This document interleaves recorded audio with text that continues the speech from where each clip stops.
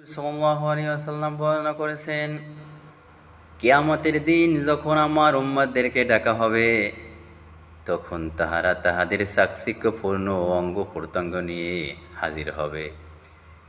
তাই যাহারা কিয়ামতের দিন অধিক চাকচিক্যপূর্ণময় স্থান করতে চাও, তাহারা তাহা ওযু দ্বারা করিতে পারো।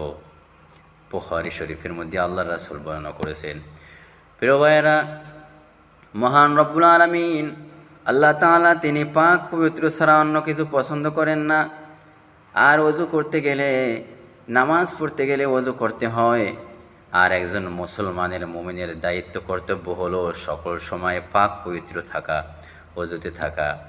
তাই আমি বলবো, একজন মুসলমান হিসাবে প্রত্যেকটা মুহূর্ত ওযু এবং পাক পবিত্রময় থেকে আল্লাহ তাআলাকে খুশি করা এবং কিয়ামতের দিন বেশি বেশি সম্মান পাওয়ার জন্য ওযু আমাদের অত্যন্ত গুরুত্বপূর্ণ।